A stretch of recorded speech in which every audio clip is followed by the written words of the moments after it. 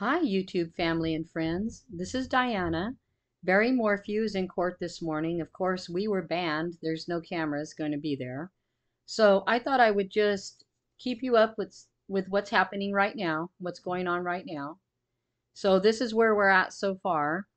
Barry Morphew's attorneys have arrived at the Chaffee County Courthouse. Big day ahead.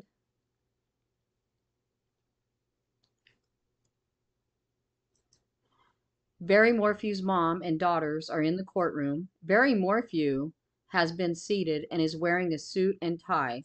6 attorneys have been seated for the state.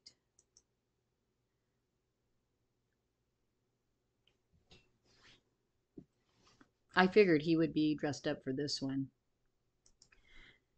Crime Talk with Scott Reich is there. Barry Morphew is here in a suit and tie, sitting in between his 2 attorneys, Miss Eaton and Miss Nielsen. He looks smaller in person. That's coming from Scott. It's a small courtroom, only 8 seats for the public. Met people from 2020 and Dateline while waiting to be let in. Yes, this is a big thing, you guys. This is a huge, huge thing. I could only imagine that they would be there. I'm sure they would. Judge Murphy has started the hearing. Looks like the Morphew girls are inside the courtroom today. The prosecution is set to take the floor momentarily. About to begin day 1 of the preliminary hearing, which I thought would never get here. Did you guys think this would ever get here? Because I didn't. Yes. About to begin day 1 of the preliminary hearing for Barry Morphew. Prosecution has 9 witnesses for first 2 days and 450 exhibits alone. The total prelim is set for 4 days. I'm thinking because of all of this exhibits and stuff, that's why it took them a little longer. Drew Nielsen, attorney, asked for a 1-minute opening statement as the hearing gets underway. Judge says he does not need that and will not permit that. Wonder why. Commander Alex Walker is taking the stand. He works for the Chaffee County Sheriff's Office. He has worked for the 11th Judicial District as well. DA Linda Stanley is asking questions about his history. The preliminary hearing for Barry Morphew has begun at Chaffee County Courthouse. This day has been long awaited, hoping to hear the evidence presented in absence of an arrest affidavit. Being released to the public, reporter is in court and tweeting.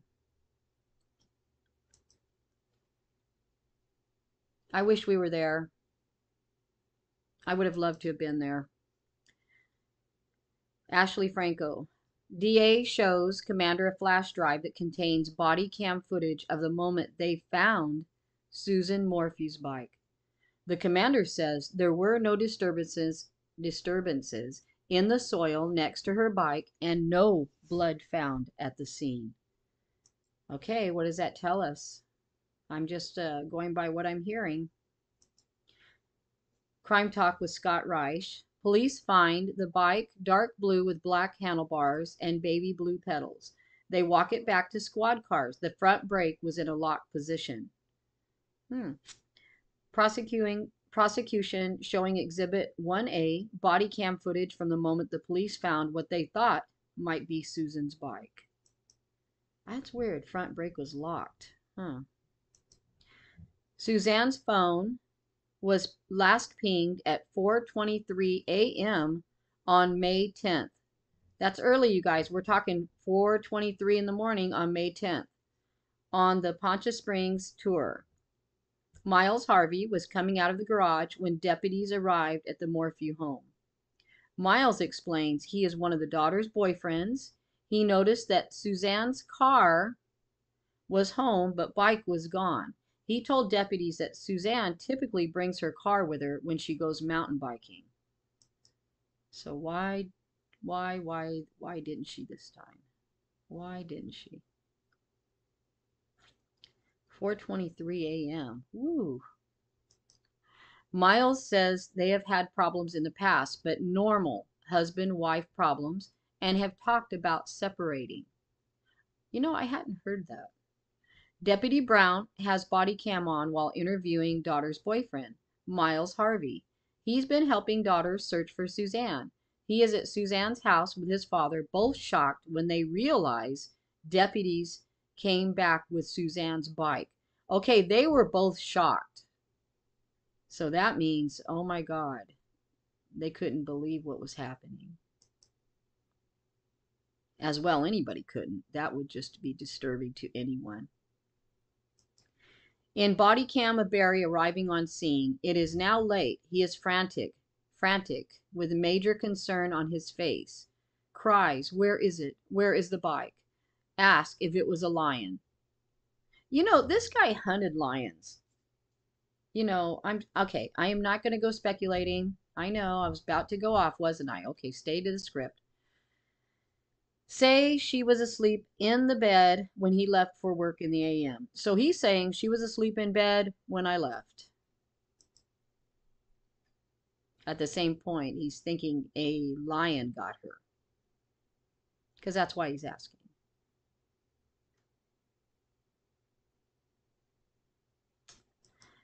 Deputy asked what path Suzanne would take. Asked if she was an avid mountain biker. The deputy describes how the bike was found, and Barry responded, "It may have flipped." The deputy asked people not to touch the bike with their hands. Walker asked Barry Morphew and George Davis had been touching the bike. Walker said Barry Morphew and George Davis had been touching the bike. He also confirmed that Suzanne's bike helmet was found a few days later. I can see Barry Morphew touching the bike because they live together. Helmet was found May 14th, about 0.84 miles from bike and 1.5 miles from the residence. No damage on the helmet. That's kind of weird. No damage on helmet to the membrane or the strap. Inside the padding of helmet was a piece of paper with Suzanne's name and emergency contact info. That's strange. There's no damage to this helmet.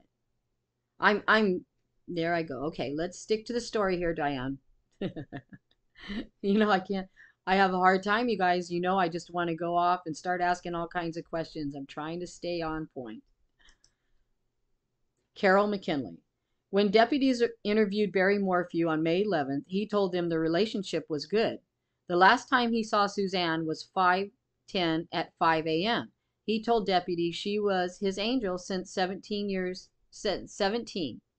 Together 32 years. Wonderful person. Love each other to death. Commander says 8 hours passed from the time that Barry Morphew texted Suzanne Morphew that morning to the time neighbors reached out to him about concerns of her whereabouts. Okay, 8 hours, guys. Let's remember that. Commander notes Barry never called the police. Never called. You know, okay, I was stumped here because I thought he was the one that called the police. All right, let's stick to it because we'll go over it later. I want to get this out now. Because there's a lot. 10+ agencies were involved with searching for Suzanne Morphew. The searches are ongoing to this day, Walker said. Walker said that Barry Morphew mentioned his worst scare was someone picking her up during a 30-minute conversation with him. So that was his worst scare, was that someone had picked her up. Well, yeah, that would be pretty scary. I would have a fit if somebody picked my spouse up. I can see that. Investigators told, oh my goodness. Investigators say Barry Morphew told them he and Suzanne Morphew fought sometimes because he worked too much and he was upset about some medication Suzanne was on. He wanted to get her off the medication. What is this medication? Oh my goodness, what could this stuff be? I'm wondering if it maybe changed her personality and that's why he didn't like it. Or maybe he thought it wasn't good for her. Barry Morphew now upset in the courtroom, hearing defense team talk about how much he loved her. His attorney hands him a box of tissues. I'm sure I'd be upset. I'm not sure our reasonings would be the same.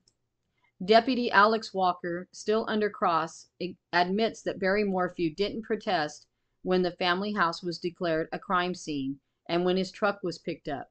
You're welcome to it. Lots of talk about the sheets on daughter Mallory's bed. Mallory's bed sheets were stripped in the Morphew house. Nielsen said Barry Morphew would mention that Suzanne would clean the house before guests would arrive. I'm not sure she would strip the bed sheets and get rid of them, or were they stripped and cleaned? I don't know. Defense team asked if investigators have found any of Suzanne's blood in the house or anywhere in the course of this investigation. He says no. Nielsen asked if investigators found Susan Morphew's blood inside their home. Commander says no. She goes on to ask if they found any of Suzanne's blood throughout the entirety of the investigation, and he says no. So this is going to be circumstantial.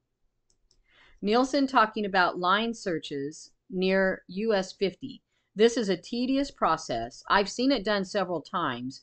People line of horizontal and walk a portion of land at the same time, searching the ground for evidence. They cover every inch of the land.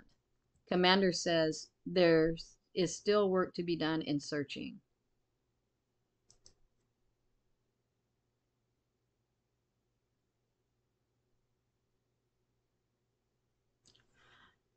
More than 110 search warrants were issued. The first search warrant was on May 11th, 2020, of the Morphew home, including the vehicles. Okay, you guys remember that. The very first search warrant. Lauren Scharf says, Walker, Barry wasn't found having an affair. Suzanne was having an affair for 2 years. Oh, man. Okay, all right. I did not know that. That's new. According to Walker, Barry didn't know about the spy pin, and it is voice activated. Oh my goodness. I don't know where this spy pin is at, but I'm sure it'll be told. A man named Jeff Libler was Suzanne's lover. In November is when law enforcement found out about the affair. They met up 6 times, twice in Indiana. Suzanne didn't tell anyone about this affair. Libler did not come forward to L.E. Once L.E. found him, he spoke to them. Libler asked L.E. if he was a target in the investigation. A recording of an interview with Libler with L.E. is about to be heard. The defense attorney wants a lot of time.